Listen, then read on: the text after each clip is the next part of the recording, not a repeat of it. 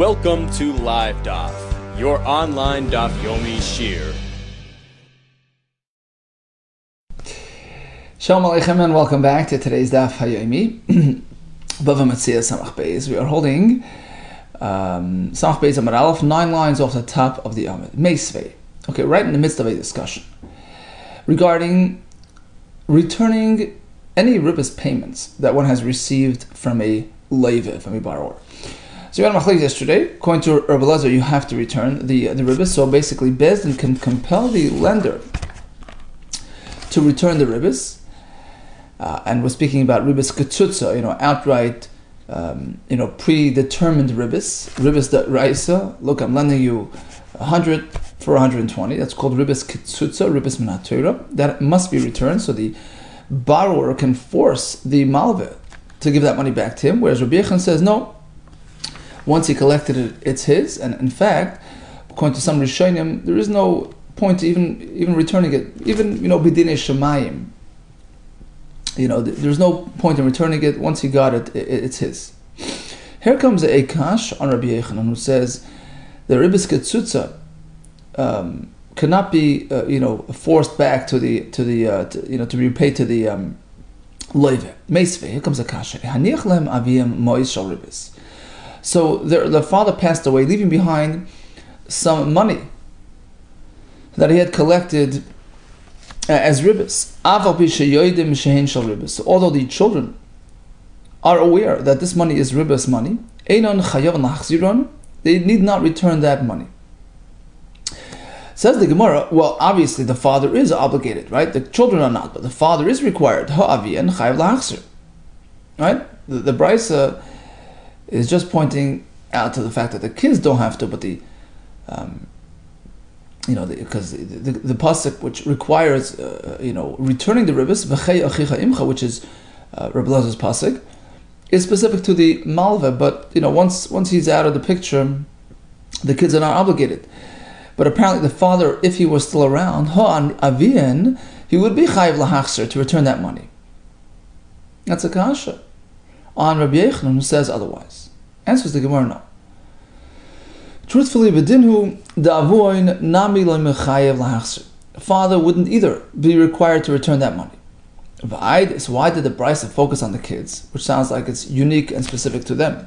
The answer is it's just simply on account of the next part of the Brisa, which wanted to highlight something regarding the kids specifically. Haniach lehen aviyam para v'talis v'chol davar masuyam chayav lahachser. Suppose the father had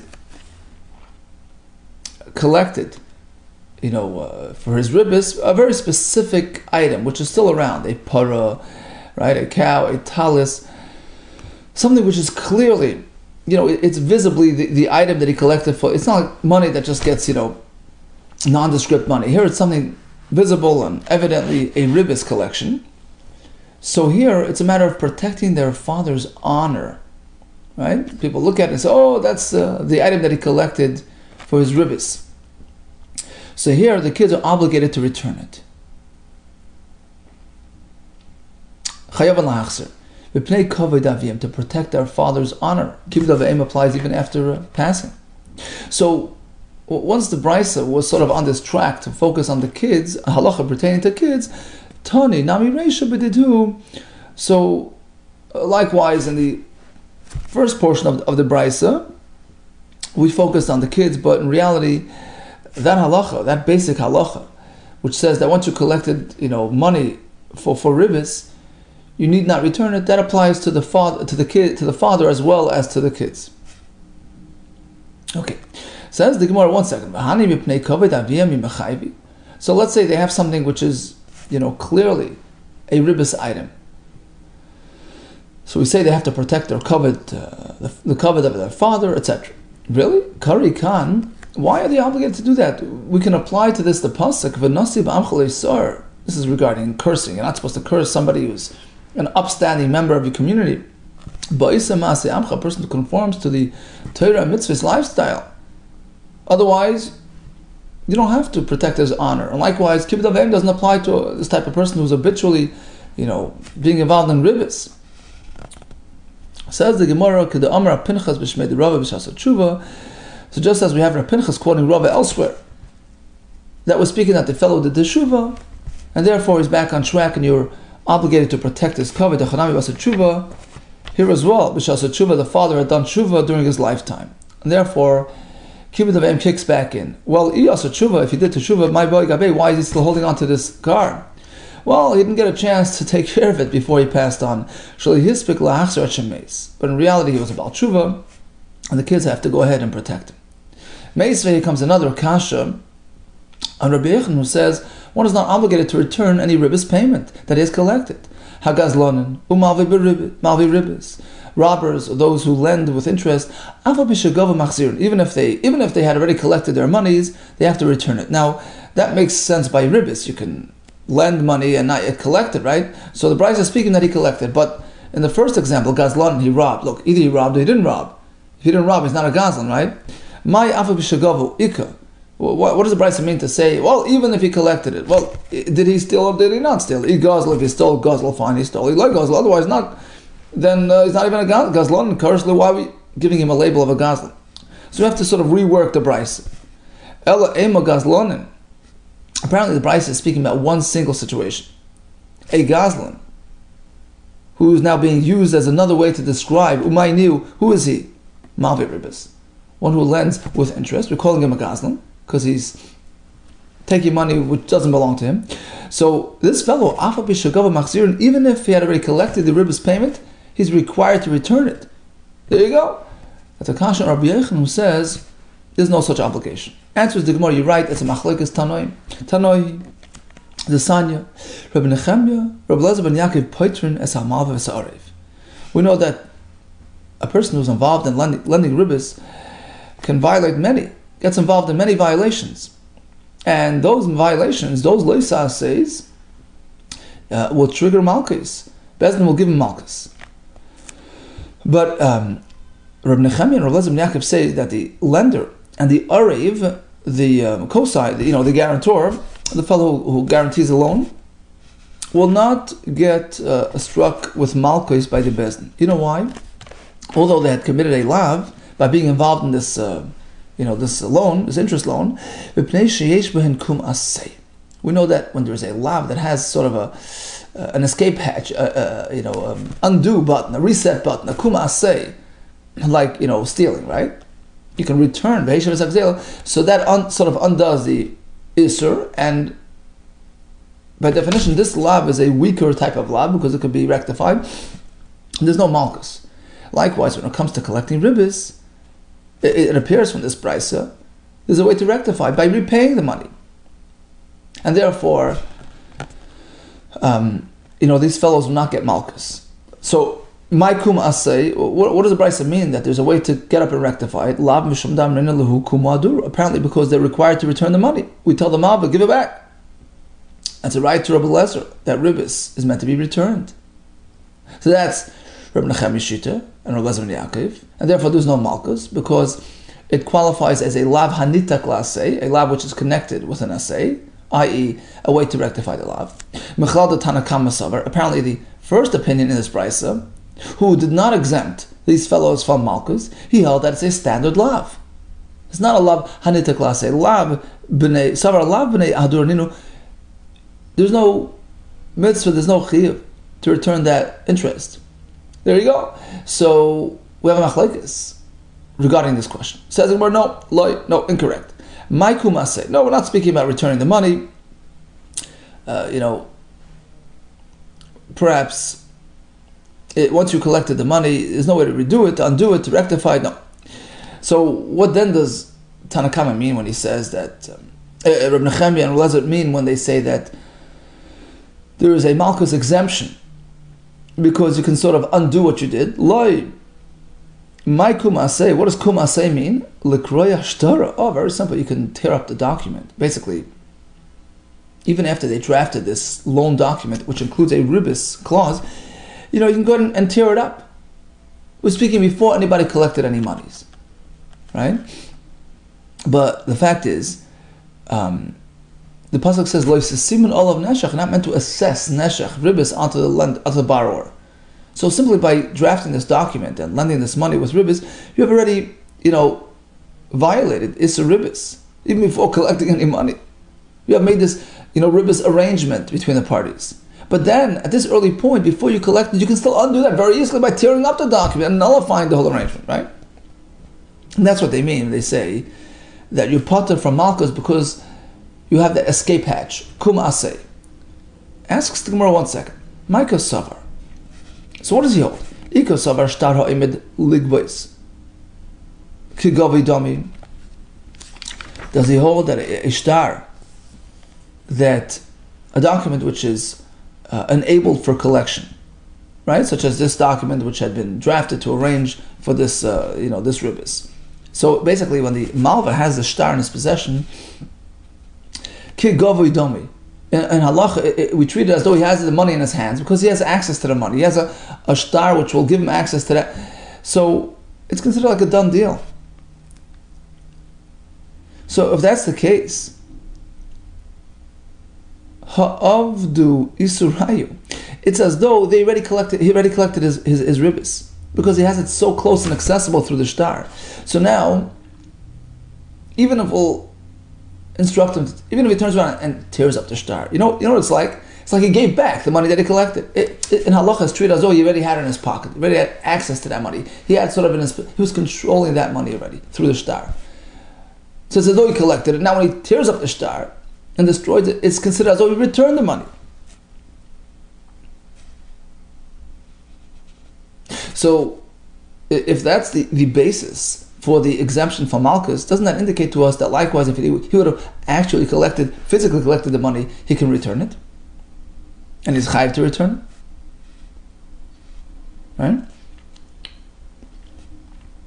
On the other hand, if a fellow who is in possession of a document, in this case a loan document, we don't treat it as though he already collected the money. Well, this is a big discussion. It's actually machlekes b'shamai b'sila in many places in Shas. So we'll just, briefly,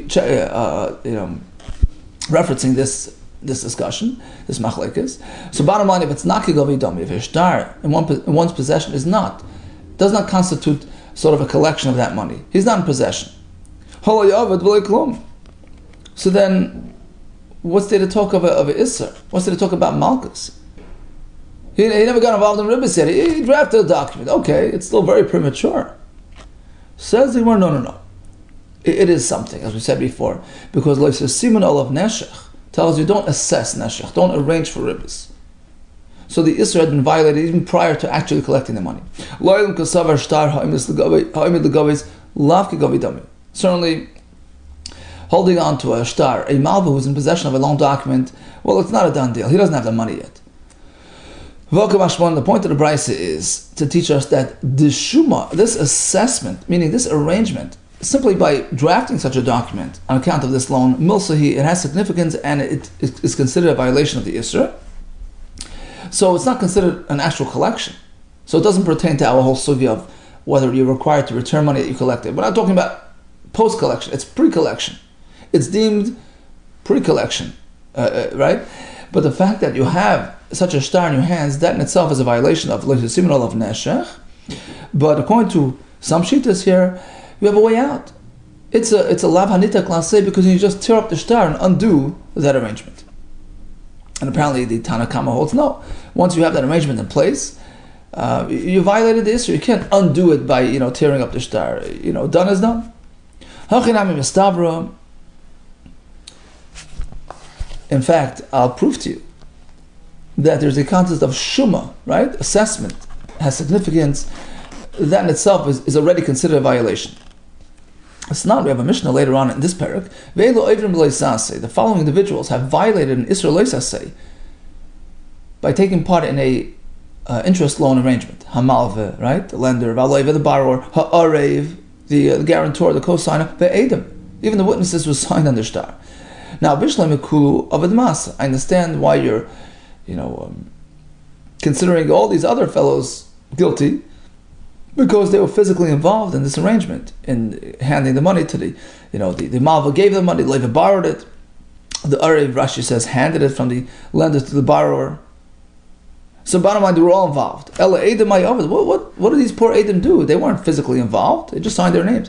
Apparently, we learn from here that, this involvement is also considered significant because they were involved in Shuma, in arranging the loan and formalizing this arrangement. The Shuma Milsahi Shmamina, that proves our point. Amar Safra.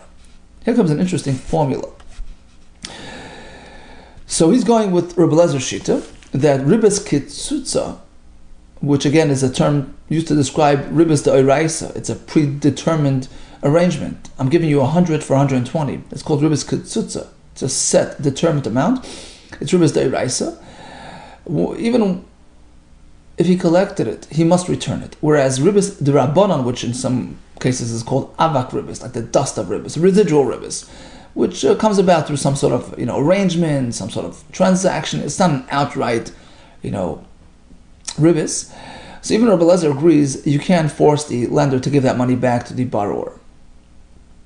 I want to now sort of classify what's considered ketzutza, which is yoytze b'dayanim, what is not ketzutza, which is not yoytze through the bezdin. Amar Safra, kol sheilu b'dineyim mitzim miloivim l'malva. Follow this formula, okay?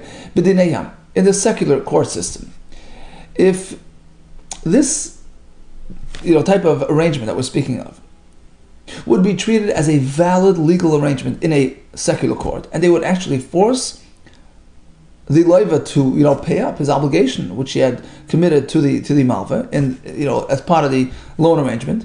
If it were so that in their dinim, in the goysha dinim, we would compel the loiva to actually pay the malva what he promised him throughout the arrangement.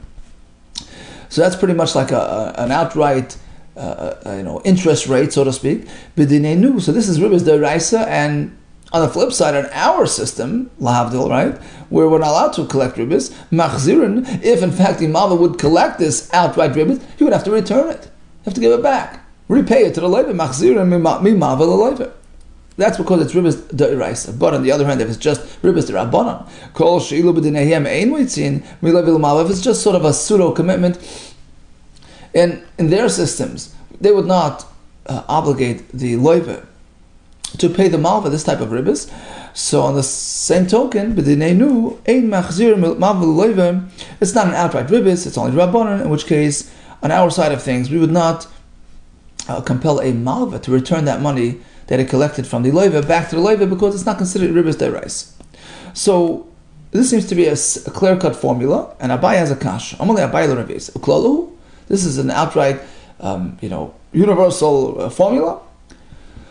Look, varisa b'sa. Imagine a person lends a pound, a sa'a of wheat, with the intention to get back the same amount. And we're not meant to do that because when the sa'a of wheat goes up in price, it appears like ribas. It looks like he's giving him back more than he took, although it's the same in quantity, but in terms of value, it's more. So that's called ribas d'rabbanan. If this occurs by them, by the goyim, of course the loiv has to return the other false to the malva, notwithstanding its value and doesn't, irrespective of whether it went up in price. You borrowed a saw, give back a saw, right? And still, on our side of things, if it were to happen that that this was done, ubedinenu, and the malva got back his sa'a, which is now worth more, we don't compel the malva to return the extra value, right? Because it's only the rabbanon. So it would seem that this formula that we presented, it doesn't really work out in all cases, because here we have a situation where there, by the goyim, they require the loiva to stick to the deal, and by us, we allow the malva to keep it. So it appears like, they're considering it a proper ribas arrangement, which obligates all parties.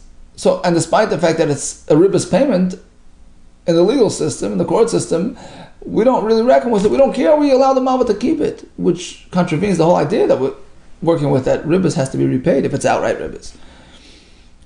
He says, look, the reason why, on their end, the loiva is obligated to pay it's because it's not a rib. It's not they don't look at it like an interest payment.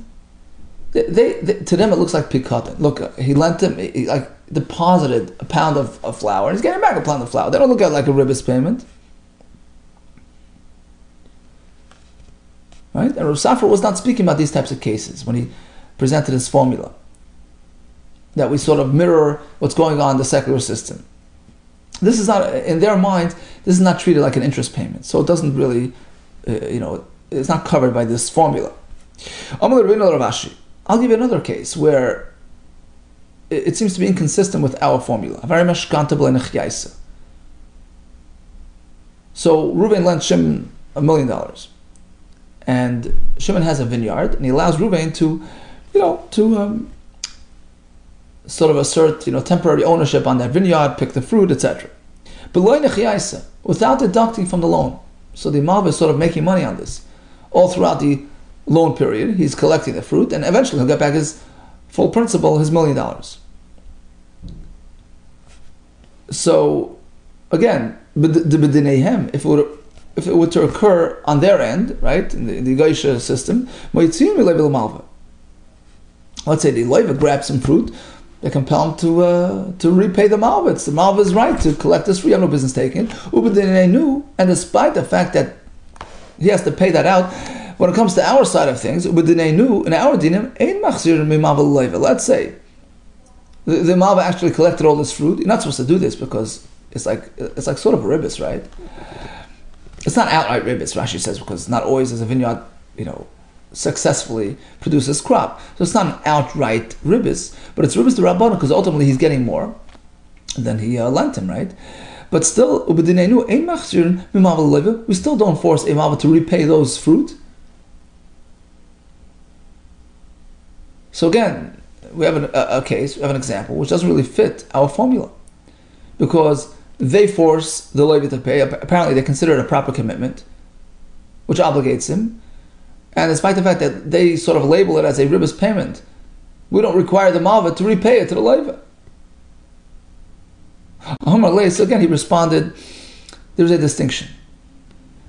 The truth is that by them, they don't consider it ribis. They look at it like a purchase. Right? It's as though Reuven purchased the vineyard temporarily, until until the Shimon gets his act together and has enough money to pay back the loan. It's like sort of a temporary sale. They don't look at it like a ribis arrangement. So again, it's not really covered by our discussion. Okay, says the Gemara. So basically, we have no elakol sheilu b'dinein the kamar of Safra. So actually, when Rav Safra presented this formula, you should know that when they require the Leiva to stick to his commitment, we don't allow the Malva to keep that money. And on the other hand, when in their system, the Leiva is not compelled to pay it, then by us, we don't treat it like real ribis, and we don't require the Malva to repay the Leiva that money. So let's have an example of a case which is really ribis, right? And it conforms to this formula that the Goyim do not compel the Leiva to actually carry it through, to pay it out. And as a result, we don't either require, so it's not really a perfect ribis. It's not really a full obligation. The fact is they don't require the Leiva to conform, and as a result, we don't require the Malva to return the money if in fact he collected it, because it doesn't really constitute proper ribis. So let's have an example. Give me an example that would fit this bill. So this formula, the Kamar of Safra, that Rav Safra presented, what was he trying to teach us? Meaning, what kind of case was he alluding to? Says the Gemara, we have one case. Listen to this. He was informing us as follows. A type of payment which, in their system, the Leiva is actually compelled to pay the Malva. In our system, right? If the Malva would really collect that money, we force him to repay it. What's that going on? Standard ribis kitzutza, right? Standard predictable ribbis, right? Like Rabbi Yehuda says, you have to repay that. So that's pretty simple, right? If by them you obligate it, by us you have to return it. On the other hand, kol shilu b'dinehem ein metzin. On the other hand, if you have some sort of pseudo, ribbis, which if it would occur in their system, they would not compel the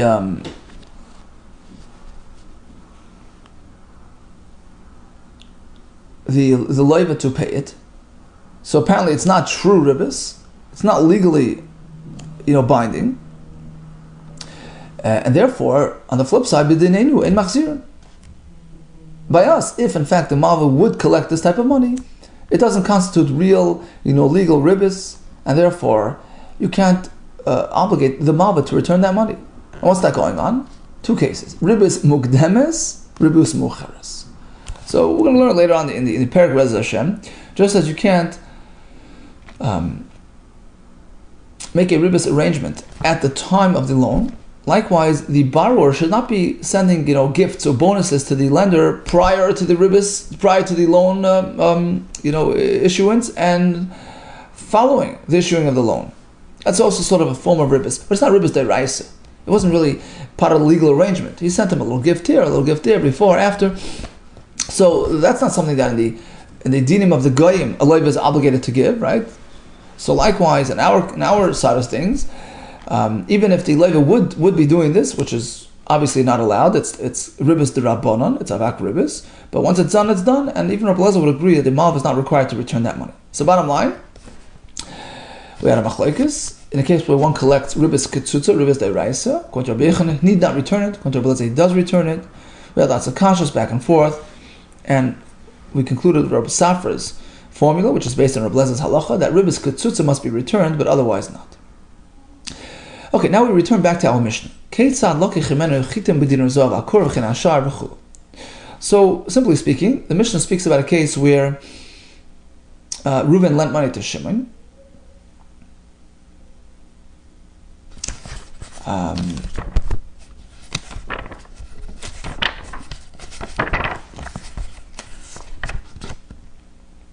So the way we have it in the Mishnah was that it was really via a transaction.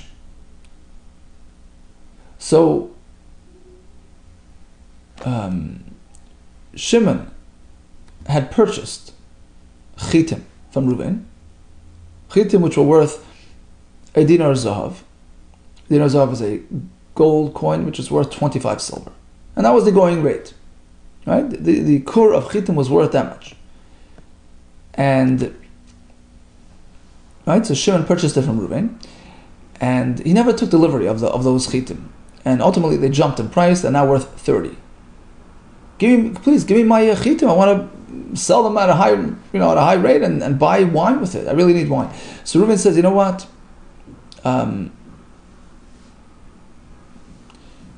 Skip the chitim. I'll consider the chitim that you have by me as though it's worth 30. Meaning, I'll credit you for 30, and now you have a credit for a wine credit for 30. And Reuben doesn't really have wine in stock. So Mishnah says you can't do that, because ultimately if the wine out there will go up in price, he'll end up giving Shimon back way more than he really took from him to begin with.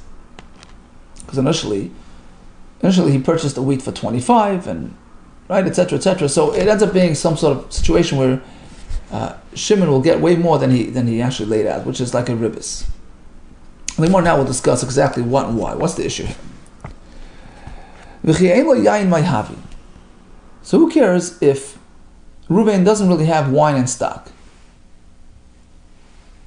Who cares? But if there was the market had already established a rate for wine. So, and Reuben owes, right? He owes something to Shimon, either the money that he got from Shimon or the actual wheat. I mean, there was a purchase. Shimon paid X amount for the wheat, which he never got. So there's a credit here, right? Shimon has a $30 credit by Reuben, because his chitim that he purchased for 25 now went up to 30. So he deserves 30 back, either 30 in coins or 30 in chitim. So there's a credit that he has. Why can't Reuben now just apply it to wine? And eventually give him wine for whatever it costs, whatever its value, doesn't matter. It's like a purchase. He purchased X amount of cases of wine right now by applying this credit to that purchase. V'atani, we have a brisa which seems to allow it. Ein place cannot pay us actually it's a shar, right? A person cannot sort of be paisik. Paisik means to pay money, to sort of make a contract, to contract a certain amount of pay raise, which he will get throughout the season, right? So I can't sort of pay you for pay raise throughout the season. Unless, right, I can only do that when the shar means the market rate. There's a going rate. Rashi says it's a shar mefursa b'kavua b'shuk ya'ir, right? People are already, buying and selling this commodity, and there's a going rate, there's an established price. Once that happens, I can do that. Right? I can't do it beforehand because then it looks like I'm just lending him money. It's not really eligible for purchase. There is no price for it. So eventually, if I buy it now, but eventually it goes up in price, and I get it then, it appears like I got more than I paid for. But Yotza Hashar, once there's an established market rate for this wine, let's say, Paiskin, so I can give you money today and say, look, I don't need the wine today. I want you, supply me throughout the season. But I'm purchasing that wine on today's rate. That's fair because it has a market value. It's a set rate. Now, so even though my merchant here happens not to have this wine in stock, who cares? He'll find another fellow down the block who has that money. So technically, he can take my money and purchase wine for me. So we don't view it as a loan. It's viewed as a transaction, as a purchase. I'm giving you money for wine, which has value, which has a market rate. Right? So I'm buying the rights to wine right now. Fact is, you don't have wine? Okay. If you would wish to supply me right now, you can access wine. You can find a supply of wine elsewhere. So we look at it like it's a purchase. And the point is that even if the wine will later on increase in value, it's my wine that I purchased yesterday that increased. It's not like you're giving me back more than I gave you. So why can't he do the same in our Mishnah? He has a credit, right? Shimon had paid for the chitim, which he never got. Reuben is now offering, instead of giving him chitim more money, I'm giving you wine instead. I'm holding on to that wine for you. Eventually I'll deliver it to you. Whatever it's worth, it's yours. So why can't he do that? Why can't he transfer the credit to the wine? So although Reuben doesn't actually have wine in stock, but his next door neighbor does. And in fact, he received payment for that wine by way of that credit, which Shimon has by him. Hamarabba. Oh, there's one fundamental difference here between the two cases. You see, in the case that we just quoted, right, that Mishnah is speaking where he's paying him. Here, take $100 for the wine. So the merchant can take that money and technically use it to buy wine. It gives him access to wine, so it looks like a purchase and not a loan. But here in the Mishnah, there's no money involved. It's just credit, an abstract type of credit. Because he paid him a year ago for the chitim. He doesn't have that money anymore.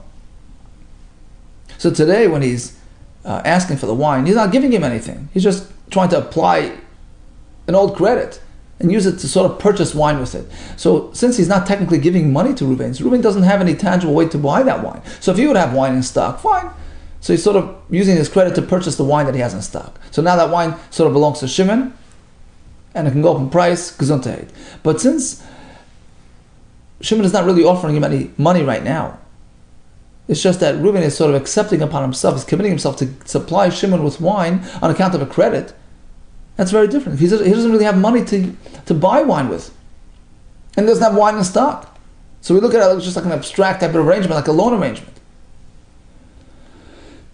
That he's committing to give wine in lieu of the credit. That's not really a purchase. Reuben is committing, Locha means he's committing to supply wine to Shimon in exchange for the money that he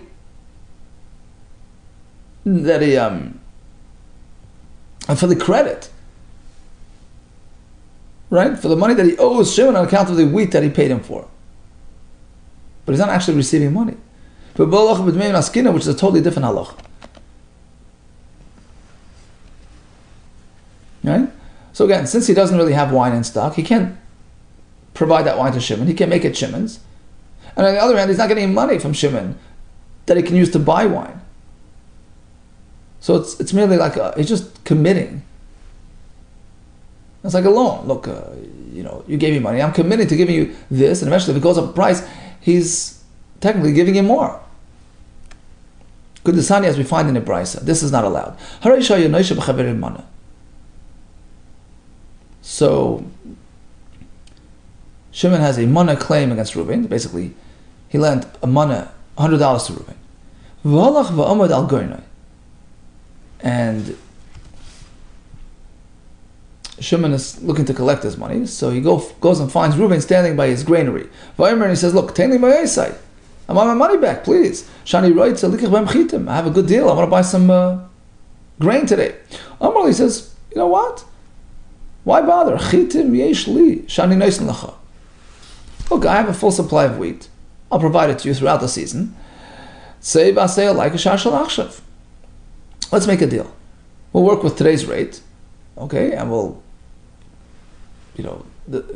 come up with a number of how many pounds I'm going to give you in exchange for your money, based on today's market value. And I'll provide it to you for the next 12 months. So basically, you're purchasing a certain amount of wheat, and you're using the credit of that loan that I owe you. Oh, so you can't do that. The farmer can't do that. You know why? The lav ki isarei habal yadidami. Because the fact is, the isar means the coin. There's no coin that arrived. He wasn't handed any money. There's no purchase. It's not like the other case where he actually approached a merchant, paid him for a certain commodity, like sort of a futures, right? He paid him right now, and he can use that to buy. So we said that's called a mekach or memka. It's like a purchase. But here, he never gave him money. This was an old loan. Intangible money. It was a credit that he's trying to apply to this purchase. That's not called a purchase. So ultimately, if it goes up in price, the farmer is going to be giving him more than he deserves.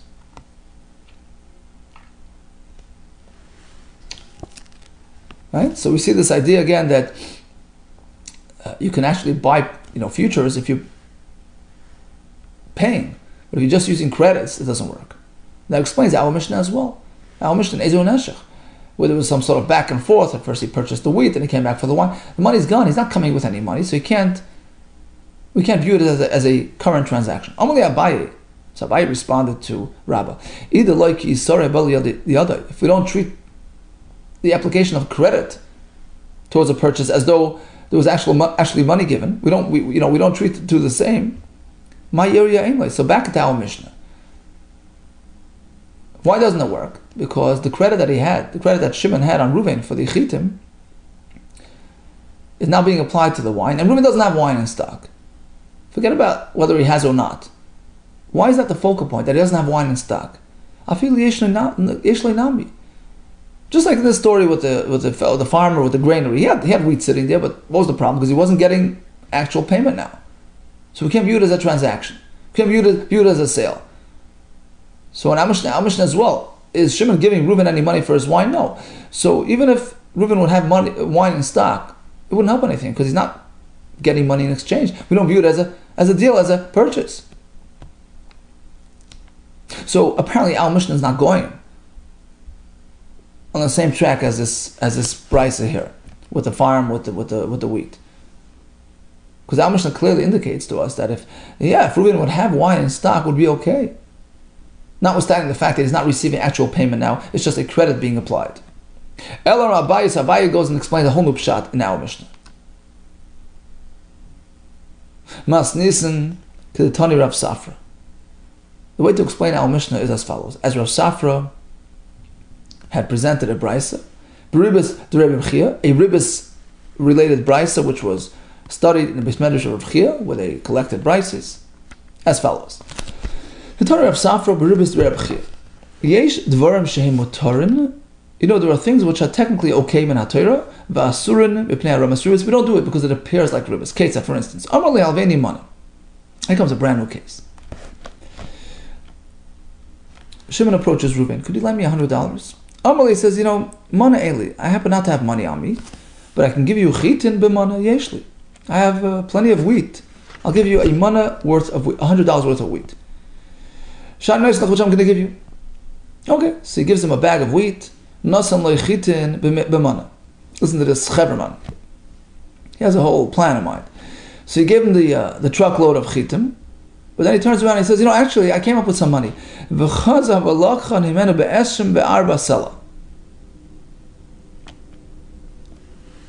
So a money is 25 selah, and he sort of coerced Shimon.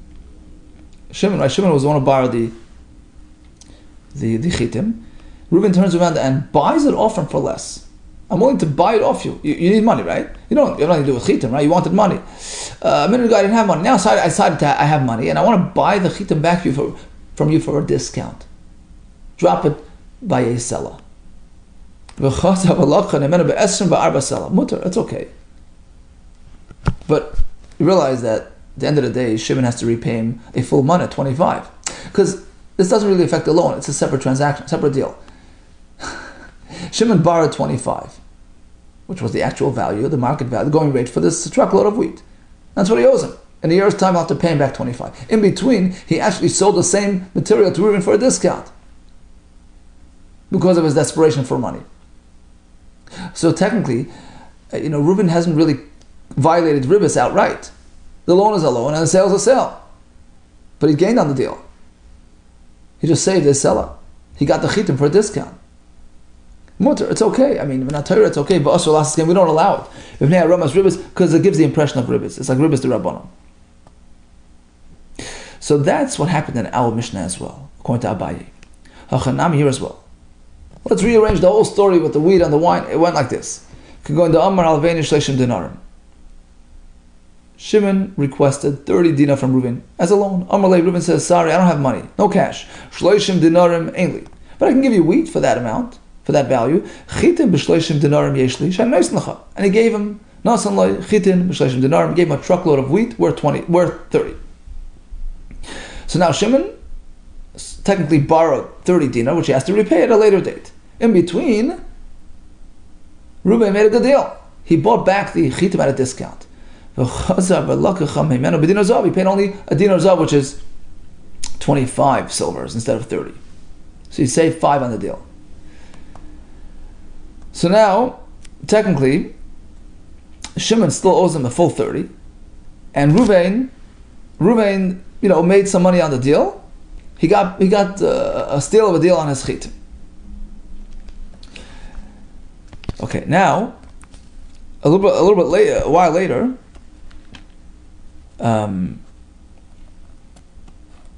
Reuben wants his money back.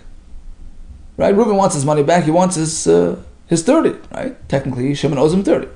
He says, you know what? I want my 30 back because I want to use it to buy wine.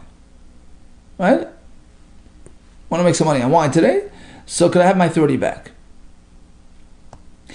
And the loiva, Shimon says to him, look, you know what? Why don't we make a deal like this? I'm committing to give you the wine. Whatever amount of wine you had in mind to buy with 30, I owe you that wine.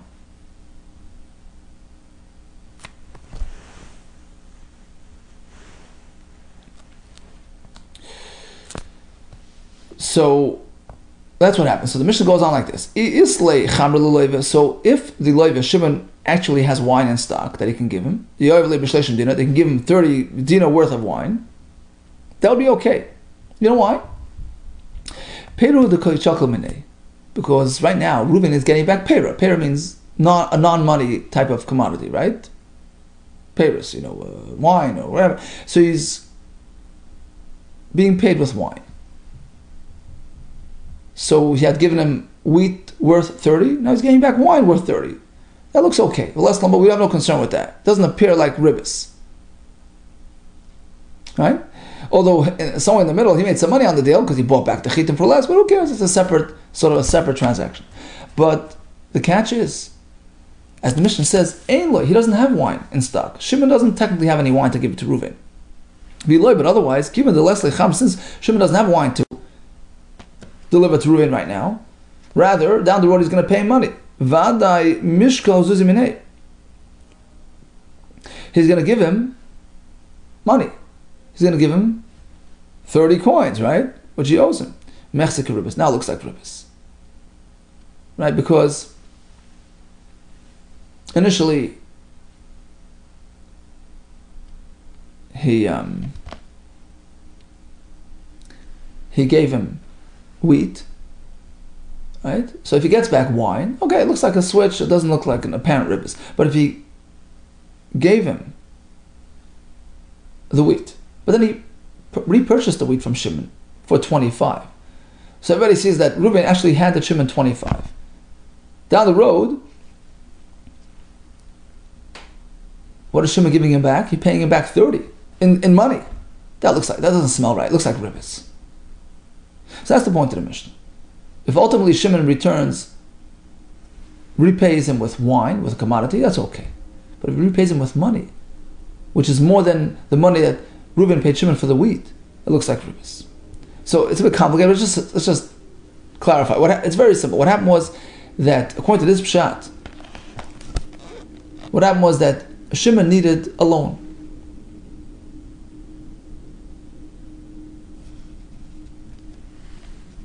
Which was a mana. Sorry, which was 30 dinar. In our case, it was 30 dinar. Reuben supposedly didn't have any money, didn't have any cash on hand that day.